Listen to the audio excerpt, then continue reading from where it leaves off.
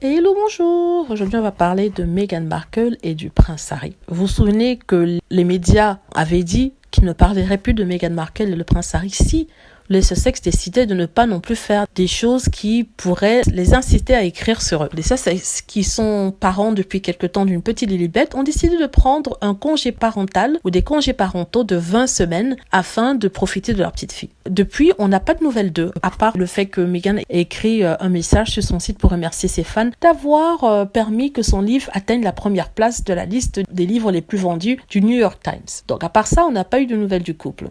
Or, les médias anglais n'ont pas arrêté de parler de ce couple-là. C'est vrai que si avant on avait 18 articles, maintenant on n'en a que 2 ou 3. Donc tout ça parce qu'en fait, il n'y a plus d'informations qui est fuitée par le palais, donc ils n'ont plus d'informations. Et quand ils n'ont plus d'informations, ils écrivent moins d'articles, et les articles qu'ils écrivent sont soit des inventions et des mensonges, soit des articles réchauffés qu'ils reprennent. Et c'est le cas pour l'article qu'ils ont écrit aujourd'hui. Donc aujourd'hui, ils se demandent pourquoi et comment Meghan Markle et le prince Harry n'ont toujours pas sorti de podcast alors qu'ils ont signé un contrat de 18 millions avec Spotify. Spotify, je rappelle, c'est la plateforme de distribution en streaming de contenu. Par exemple, ça peut être un podcast, ça peut être de la musique. Donc j'en avais déjà parlé auparavant dans plusieurs de mes vidéos. Donc aujourd'hui, les médias sont étonnés et surtout hors d'eux-mêmes d'apprendre que Meghan Markle et Harry n'ont fait que un podcast de 35 minutes et pourtant ils ont été payés 18 millions de dollars. Ils se posent des questions.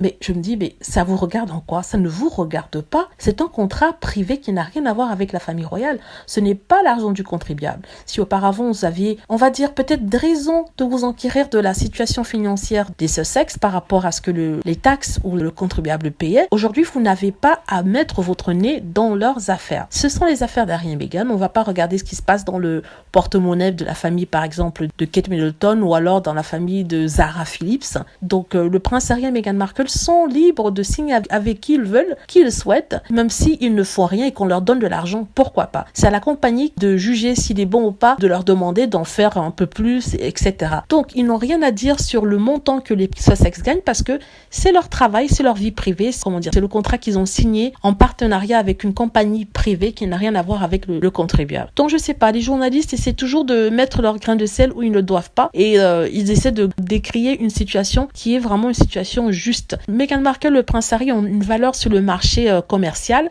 c'est-à-dire que oui, ils sont princes et princesses, ils sont toujours le duc et duchesse, mais aussi ils ont des fans. Au-delà de ça, ils ont des fans qui les suivent, par exemple comme moi, comme vous, qui sont prêts à signer avec Spotify quand il y a une bonne interview et qui sont prêts à acheter des livres, par exemple, quand ils sortent. Donc, conscients de cela, ils vont négocier de bons contrats avec les compagnies qui s'approchent d'eux. On parle de Spotify, on parle de Netflix. Pourquoi pas? Ils vont pas prendre moins que ce que leurs valeurs leur permettent d'avoir. Donc, je dis comme ça à ceux qui essaieraient de dire que oui, mais c'est pas juste, c'est pas juste. La vie n'est pas juste, c'est comme ça. Ce sont des choses qui arrivent. Il y a des gens qui ont de la chance, il y a d'autres qui ne l'ont pas. Il y a des choses qui sont plus injustes, par exemple comme le prince Andrew qui se cache dans le palais royal depuis quelque temps et qui doit rendre des comptes au FBI, mais qui refuse de le faire. Ça, c'est injuste, par exemple, par rapport à la victime qui l'accuse. Alors là, s'ils ont reçu ou s'ils n'ont pas reçu 18 millions de livres, ça fait à peu près 20 millions d'euros, ben c'est leur problème. Ça ne concerne personne d'autre. Et aussi, ce qui est incroyable, c'est qu'on les accuse d'avoir rien fait.